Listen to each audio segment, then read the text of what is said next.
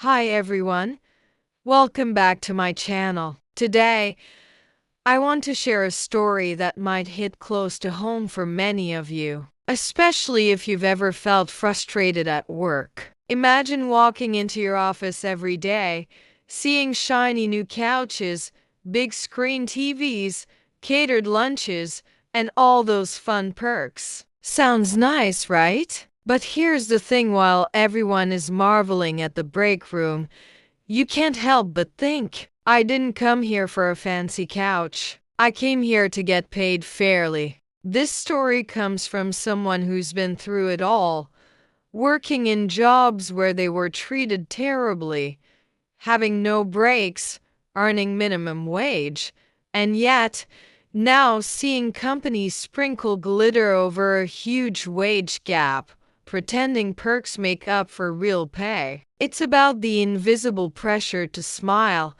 to be part of the family, even when you know something isn't right. And the more I read, the more I realize this isn't just about perks, it's about fairness, respect, and the courage to stand up for yourself. So, stay with me, because this story dives deep into what happens when companies focus on appearances over justice and why it might be time to rethink what really motivates us at work. So let me take you deeper into this story. Every morning, I walk into the office, and the first thing I notice is the smell of freshly brewed coffee mingling with the faint scent of polished furniture. The break room glimmers under bright, artificial light, with sleek couches that look more like something out of a magazine than a place to actually relax. There's a big screen TV mounted on the wall, showing announcements, colorful graphs, and smiling faces of co-workers enjoying catered lunches. And yet, as I stand there, I feel this strange mix of irritation and disbelief. It's not that I dislike comfort. I've worked jobs where comfort was non-existent: no breaks, no decent chairs, no warmth, and barely enough money to scrape by. I know what it's like to be undervalued. But now, seeing all these shiny perks, my mind keeps repeating, pay me more. Don't distract me with glitter and lights. I'm not here to make friends, I'm here to make a living. And there's the trick, isn't there? The company is smart. They sprinkle these little joys, tiny doses of comfort, fun, and connection like sugar on top of something bitter. It creates this subtle pressure, almost invisible, to conform, to stay quiet. If you see a health violation, a toxic superior, or you need a raise, it's like a voice whispers in your mind, you can't complain. They give you a fancy couch. Look at how nice they are. And the weight of that thought is heavy, almost suffocating. I can feel it in my chest, the tight, frustrating squeeze of wanting to speak up but hesitating. My hands tingle as if they want to grab someone by the collar and demand justice. My ears almost hear the corporate mantra repeating endlessly, we are a family. We care about you. Smile.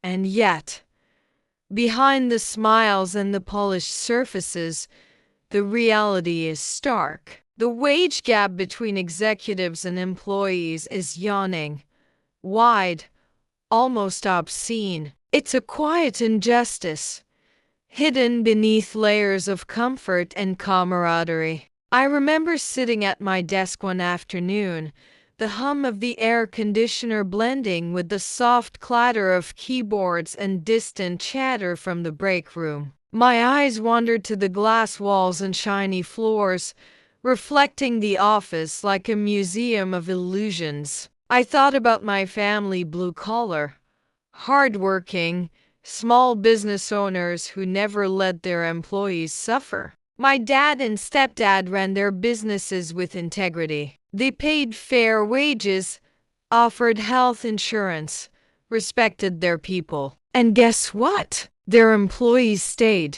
There was loyalty, pride, a sense of purpose. Not a single gimmick, no glitter sprinkled over injustice.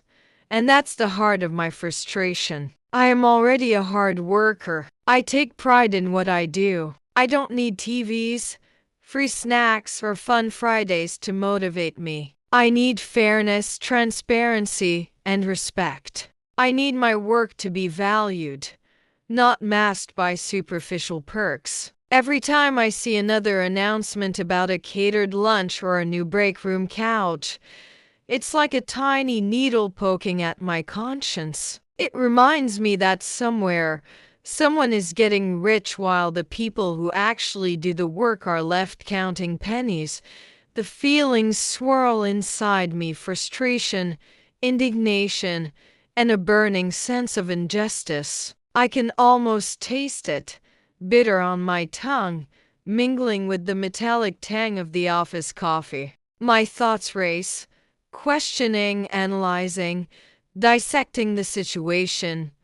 Why do CEOs earn 270 times more than their lowest paid workers? Why do companies hide behind perks instead of facing the hard truth of fair compensation? And yet, amidst the anger, there is clarity. I realize that this story isn't unique. It's a reflection of a systemic problem, one that many of us feel but rarely articulate. And maybe, just maybe, by speaking out, by noticing these small tricks and questioning them, we reclaim a little bit of our dignity. We remind ourselves that we are not just cogs in a glittering machine. We are human beings, deserving of fair pay, respect, and the freedom to speak up. So as I get ready to leave for work, I feel a mixture of resignation and determination. Resignation, because the system is still flawed. Determination, because knowing the truth gives me power. The power to observe, to critique, and to advocate not just for myself, but for everyone who has ever felt trapped by a couch, a TV, or a catered lunch that can't feed the soul. Now, I want to pause for a moment and ask you, have you ever felt the same way? Maybe you've walked into your office, seen all the shiny perks, and thought to yourself, is this really what I came here for? I know I'm not alone, because when I shared my thoughts online, the responses were overwhelming. People resonated with that feeling of quiet frustration, that mix of gratitude for small comforts and deep annoyance at being undervalued. Think about it. How often do we smile, nod, and accept these little gestures because we feel guilty complaining? Have you ever hesitated to ask for a raise, fearing it would make you look ungrateful, even when you know you deserve it? That tension, that internal tug of war, is something many of us experience every day. And here's a question for you. When you see a flashy break room or an office game day, does it motivate you, or does it make you wonder what's really going on behind the scenes? The truth is, these perks are designed to distract, to soften the edges of inequality, to create a sense of family so that we hesitate to rock the boat. But deep down, we know it's a band-aid, not a solution. I want you to close your eyes for a second and imagine yourself in my shoes. You're working hard, giving your best, solving problems, meeting deadlines, but at the end of the day, you open your paycheck and feel the sting of disparity. You smell the coffee, see the shiny floors, the polished furniture, hear the laughter from the break room, and yet your heart sinks because no amount of glitter can replace fair compensation. Can you feel that tension? That mix of pride in your work and quiet frustration? That's exactly the emotion I want you to hold on to while we continue this story. And now, let's make it interactive. I want you to think, if you were in my position, what would you do? Would you speak up? Would you accept the perks and stay silent? Or would you push for fairness, even if it meant risking conflict. I'd love for you to take a moment to really reflect on that. Because this story isn't just mine, it's a mirror. It reflects the choices, compromises, and courage we all face in our workplaces. And here's another layer. Let's talk about empathy. Imagine the CEO or manager on the other side. They might argue, we can't pay everyone more, but we can offer perks to make the office enjoyable. But does that excuse the wage gap? Does it erase the frustration and injustice we feel? Probably not. And by acknowledging that tension, we start to see the full picture, the sensory, emotional, and ethical landscape of work life. And now, as we come to the end of this story, I want to leave you with a few thoughts. Life at work can be complicated. Sometimes the shiny perks, the laughter, and the games are tempting, but at the heart of it, what truly matters is fairness, respect, and the courage to stand up for yourself. Here's a simple phrase you can use anytime you want to express your thoughts at work or in daily life. I think it's important to. For example, you could say, I think it's important to be paid fairly for my work.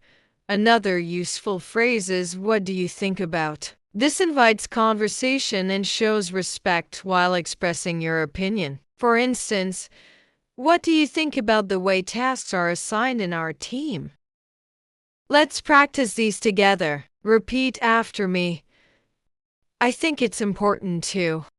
What do you think about?